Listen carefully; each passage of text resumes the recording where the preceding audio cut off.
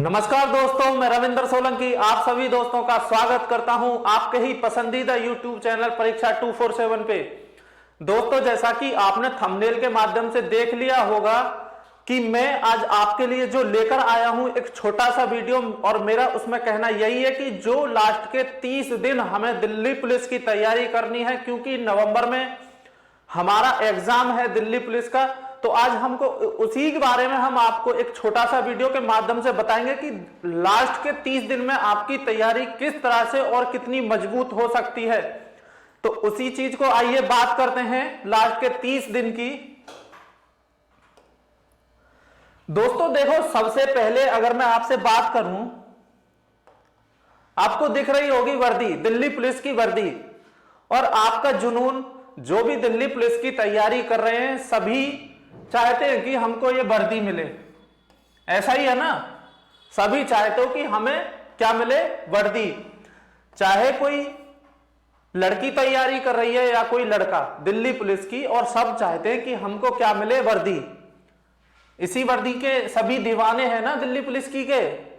तो क्या है, उसी चीज को आज मैं ध्यान में रखते हुए आपके लिए इस वीडियो में सिर्फ और सिर्फ जो लास्ट की हमारी 30 दिन की प्लानिंग है उसी विषय पे मैं आपके साथ चर्चा करूंगा।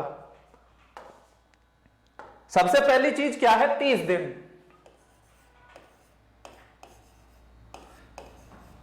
30 दिन यानी एक महीने में हमें किस तरह से दिल्ली पुलिस के लिए तैयार होना है। वैसे 30 दिन में आप बहुत कुछ कर सकते हो अगर आप कंटिन्यू तैयारी कर रहे हो। 8 से 10 घंटे अगर आप दिल्ली पुलिस के लिए पढ़ रहे हो तो दोस्तों, अगर स्वाभाविक सी चीज है कि 30 दिन को आप 60 बना सकते हो अपनी तैयारी के साथ, अगर आपको क्या दिल्ली पुलिस की वर्दी लेनी है। तो होता क्या है दोस्तों, जब हम तैयारी कर रहे होते हैं और हमारा जो एग्जाम है वो जब नजदीक आ जाता है तो हमें बहुत सारी दिक्कतें होती हैं।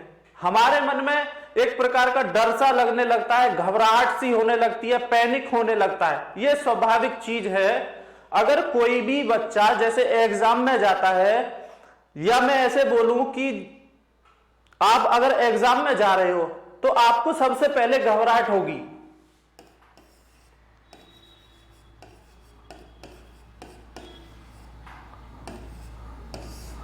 ये एक कॉमन सी चीज है दोस्तों, घबराहट होना।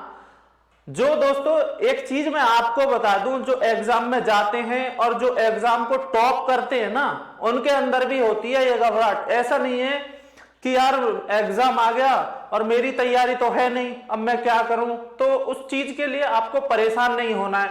आपका कोई दोस्त जैसे दिल्ली पुलिस की तैयारी कर रहा है और आप सोचते हो कि यार मेरे दोस्त की तो बहुत अच्छी तैयारी है और मेरी तैयारी नहीं है, एग्जाम आने वाला है, 1 महीना एग्जाम के लिए बाकी है। तो सबसे पहली चीज यही है, आपको घबराहट नहीं होनी चाहिए, आपको पैनिक नहीं होना चाहिए। आप भी, मैंने आपको बताया कि 30 दिन को आप अपनी मेहनत के साथ उसे 60 दिन बना सकते हैं। तो सबसे पहला बिंदु हमारा यही है कि हमें लास्ट के जो हमारे जो दिन बचते हैं एग्जाम के हिसाब से, हमें क्या है दोस्तों, परेशान नहीं होना है, हमें पैनिक नहीं होना है। दूसरी चीज, अगर जैसे दोस्तों बहुत से लोग कहते हैं कि सर हम तो तैयारी कर रहे हैं, और जैसे कुछ लोग पार्ट टाइम जॉब लगा लेते हैं, उनको जॉब भी देखनी पड़ती है। सपोज करो 8 से 10 घंटे की आप जॉब कर रहे हो, फिर आके आपको हर चीज मैनेज करनी है। बोलते हैं कि सर हमारे पास तो टाइम बहुत कम है। सबसे पहली प्रॉब्लम वो बोलते हैं कि सर हमारे पास तो टाइम बहुत कम है।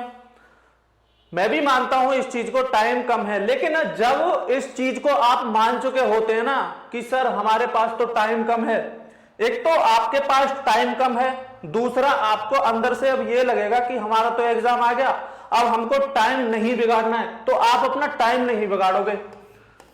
आपकी पार्ट टाइम जॉब भी चल रही है, फिर आपको पता है कि टाइम ज्यादा नहीं है, तो आप स्वाभाविक सी चीज है, टाइम नहीं बिगाड़ोगे। दूसरा ये कि कोई बंदा है जैसे 24 घंटे हैं उसके पास, 24 घंटे हैं, अब उसको क्या है कि मेरे को तो जब भी 8 घंटा ही पढ़ना है। होता है ऐसा कि मेरे पास तो पूरे 24 घंटे हैं और मुझको 8 घंटे तैयारी करनी पड़ती है। एक बंदा वो भी है पार्ट टाइम जॉब भी कर रहा है 8 से 10 घंटे और फिर भी वो पढ़ाई के लिए 8 घंटे निकाल रहा है, तो उसको अपने टाइम की कीमत, अपने टाइम की वैल्यू पता है, वो अपने टाइम को ज्यादा नहीं बिगाड़ेगा। खैर, ये तो थी हमारी पहली बात कि जब एग्जाम आता है तो हमें सबसे पहले घबराहट होती है। दोस्तों ये आपके साथ भी नहीं, मैंने भी बहुत सारे एग्जाम दिए हैं, सभी के साथ होता है। जो एग्जाम टॉप करते हैं ना उनके साथ भी यही प्रॉब्लम होती है। घबराहट कोई आपके साथ ही नहीं होती, सभी के साथ होती है घबराहट। दूसरी चीज क्या है दोस्तों, अगर आपने अभी तक मैं आपको एक चीज बता दूं सबसे पहले कि 30 दिन के लास्ट के 30 दिन में अभी आपने अगर अभी तक कोई प्रीवियस ईयर पेपर नहीं निकाले हैं तो आप शुरू कर दें प्रीवियस ईयर के पेपर।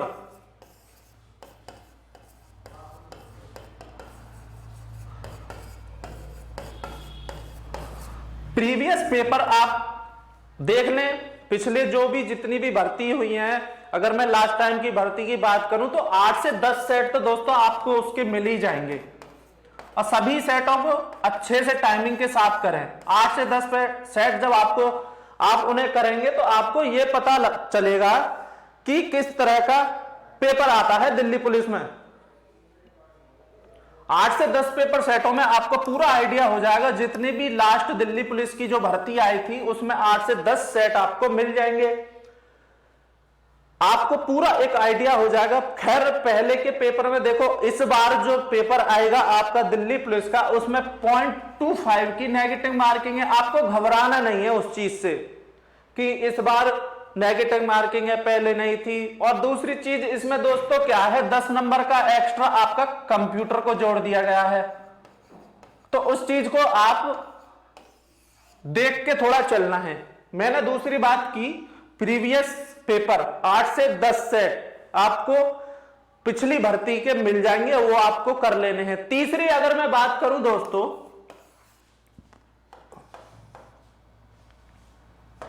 तीसरा अगर मैं आपसे बात करने लगूं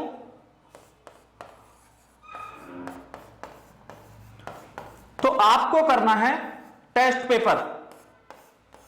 टेस्ट पेपर अगर आपने अभी तक नहीं किए हैं तो अब आप टेस्ट पेपर स्टार्ट कर दीजिए। अब यहां पे क्या होता है, एक दिक्कत होती है हर किसी स्टूडेंट के साथ, जितने भी आप टेस्ट पेपर निकालोगे तो जैसे कोई टेस्ट पेपर तो हार्ड आ गया, सपोज करो आपकी तैयारी बहुत अच्छी चल रही है, अगर आपका कोई पेपर हार्ड आ गया तो उसमें आपके सपोज करो 55 नंबर आ जाते हैं। दूसरी तरफ अगर कोई हल्का पेपर आ गया, टेस्ट पेपर हल्का आ गया, तो उधर आप सोचते हो कि मेरे तो 80 नंबर इसमें आ गए।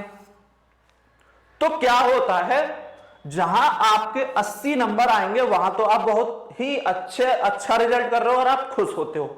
तो यहां समझने वाली चीज ये है कि आप जो पेपर कर रहे हो ना वो आप अपने टेस्ट के लिए कर रहे हो। यहां पे आपको परेशान नहीं होना है कि जी मेरे तो 55 नंबर आ रहे हैं, मेरा हो पाएगा या नहीं हो पाएगा। ऐसा आपको दिमाग में कोई भी किसी भी तरह का कंफ्यूजन नहीं लाना है। अगर 55 नंबर भी आ रहे हैं ना तो घबराना नहीं है, पैनिक नहीं होना है। क्यों भाई, आप अपना टेस्ट ले रहे हो, यहां 55 से आप 80 भी कर रहे हो, 80 से 55 आ रहे हैं, चीजें तो आपको नहीं मिल रही है ना सीखने के लिए, पूरा आइडिया तो हो रहा है ना आपको, तो घबराना नहीं है। किसी में आपके 55 भी हो सकते हैं और किसी में आपके 80 भी हो सकते हैं। अगर आपके 80 आ रहे हैं तो ज्यादा खुश होने की जरूरत नहीं है, अगर आपके 55 भी आ रहे हैं तो आपको परेशान होने की जरूरत नहीं है। चौथी अगर मैं बात करूं जो कि हमको बहुत ही अभी से आदत डालनी पड़ेगी, जैसे हम प्रैक्टिस सेट किए हमने प्रीवियस ईयर के, उसके बाद हमने दोस्तों किए टेस्ट पेपर लगाए। अगर मैं यहां नंबर 4 पे बात करूं कि हमको क्या करना है, नंबर 4 पे दोस्तों ये करना है कि जब हम एग्जाम में जाते हैं, सपोज करो मैंने लास्ट टाइम पे एक एग्जाम दिया था एसएससी जीडी का भी, तो जब मैं एग्जाम में पहुंचा तो मुझे भी घबराहट थी, सिंपल सी बात है, सभी को होती है। जब मैं एग्जाम में पहुंचा तो वहां मैंने देखा कि कुछ क्वेश्चन ऐसे थे कि जो आते थे मुझ पे लेकिन घबराहट के साथ फिर भी मैं उन्हें नहीं छोड़ पाया। नंबर मेरा आया था, लेकिन क्या हुआ दोस्तों, छोड़ मैंने वो क्यों दिए, क्योंकि मैं उन्हें ध्यान से नहीं पढ़ पाया। जब मैंने बाहर आके देखा तो मैंने उन क्वेश्चनों की तरफ देखा तो 4 से 5 क्वेश्चन दोस्तों ऐसे थे जो मुझसे छूट गए। तो आपको सबसे चीज पहली यही ध्यान रखनी है कि पेपर जब हम पढ़ रहे होते हैं तो ध्यान से पढ़ना है, पेपर को ध्यान से पढ़ना है।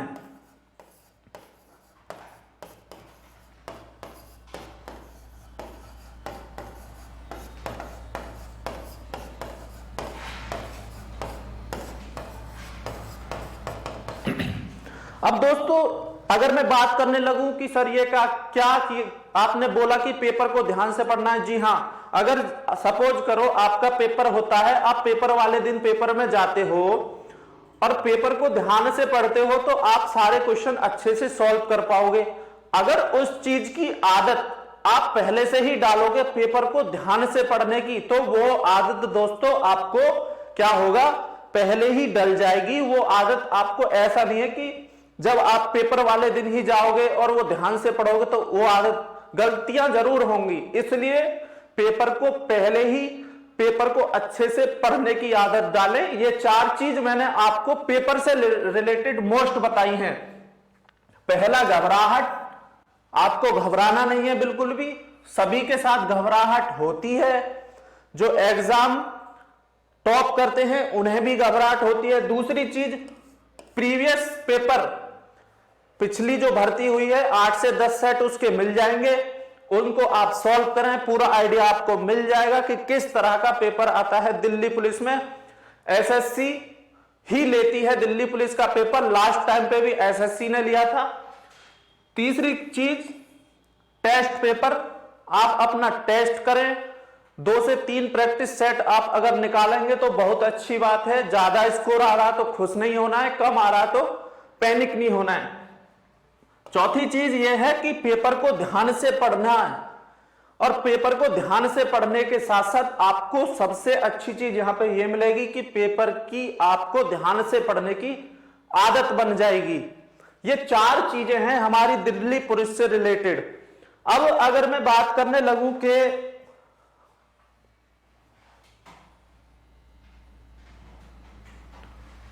सपोज करें आप 3 प्रैक्टिस सेट डेली कर सकते हैं, 3 टेस्ट अपने डेली। अगर यहां पे मैं बात करूं, 30 दिन है आपके पास, 30 दिन में अगर आप पर डे 3 टेस्ट पेपर करते हैं तो आपके 90 बैठते हैं, 90 टेस्ट निकाल सकते हो आप। और एक पेपर में समथिंग 100 क्वेश्चन होते हैं, तो आपके पास जो क्वेश्चनों की संख्या यहां पे सॉल्यूशन आता है लगभग 9000 आता है। 9000 टाइप बैठते हैं। अब यहां पे ये सोचने वाली बात है कि 9000 क्वेश्चन में से आपको स्कोर कितना करना है। 9000 चीजें आपको सीखने के लिए मिलेंगी मात्र 30 दिन में, और आप पहले से ही तैयारी कर रहे हैं। तो यहां पे आपको क्या करना है कि जब आप प्रैक्टिस सेट करोगे, जब आप यहां पे प्रीवियस ईयर के पेपर करोगे, उसमें सबसे पहली चीज आपको यही देखनी है कि आपका गलत क्या हो रहा है। जो गलत हो रहा है उस पे आप सही करने की कोशिश करें। दूसरी चीज, प्रीवियस ईयर के पेपर में दूसरी चीज सबसे मेन क्या होती है, टाइम। यहां पे दूसरी चीज आपको मैनेज ये करनी है कि हमारा जो टाइम, प्रीवियस ईयर के जो हम पेपर कर रहे हैं, कौन से वो क्वेश्चन हैं जिन पे हमारा टाइम सबसे ज्यादा बिगड़ रहा है। पहली चीज, आपको जो गलत हो रही है उस चीज को सीखना है। दूसरी चीज, जिस प्रश्न पे, जिस क्वेश्चन पे आपका टाइम लग रहा है तो उसमें सुधार करना है। तो मैंने यहां बताई 9000 क्वेश्चन। 9000 अगर आप तरीके, कोई भी तरीका ऐसा 9000 क्वेश्चन में से आपका मैथ हो, जीएस तो आप जितना पढ़ेंगे उतनी अच्छी बात है, रीडिंग जितना करेंगे जीएस के लिए, या मैं कंप्यूटर की बात करूं, लेकिन मैं बात करूं मैथ और रीजनिंग की, मैथ और रीजनिंग की अगर मैं बात करने लगूं तो दोस्तों ऐसा आपका कोई टाइप यहां से नहीं बचेगा जो आप दिल्ली पुलिस के कांस्टेबल में आपका पेपर में आएगा। तो आप सारी चीजों को जो गलत हो रही हैं उन्हें ठीक कर सकते हैं, जिन पे आपका टाइमिंग ज्यादा लग रहा है उन्हें आप सही कर सकते हैं। एक छोटा सा एग्जाम्पल आपके सामने मैं देना चाहूंगा।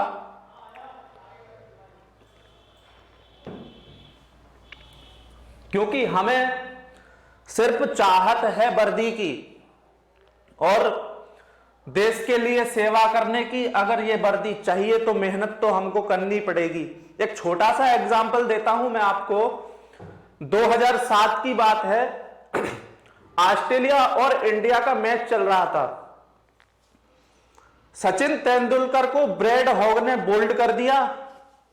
मेरी बात को थोड़ा ध्यान से सुनना, एग्जाम्पल छोटा है लेकिन उसका मर्म बहुत बड़ा है, इसलिए थोड़ा ध्यान से सुनना कि जब 2007 में इंडिया और ऑस्ट्रेलिया का मैच चल रहा होता है तो ब्रैड हॉग ने सचिन तेंदुलकर को बोल्ड कर दिया। अब जब सचिन तेंदुलकर पवेलियन जाने लगा तो वो दोस्तों ब्रैड हॉग के लिए बहुत ही बड़ा अचीवमेंट था, बहुत बड़ा, क्योंकि ब्रैड हॉग बिल्कुल नया था और सचिन तेंदुलकर आप जानते हैं क्रिकेट के भगवान थे उस समय, क्योंकि उन्हें आउट करना कोई मजाक बात नहीं था, और मजाक भी था, आउट हो जाते हैं अच्छे अच्छे प्लेयर, लेकिन ब्रैड हॉग के लिए अच्छा अचीवमेंट इसलिए था क्योंकि वो नया था और पहली ही विकेट मिली थी किसकी, सचिन तेंदुलकर की।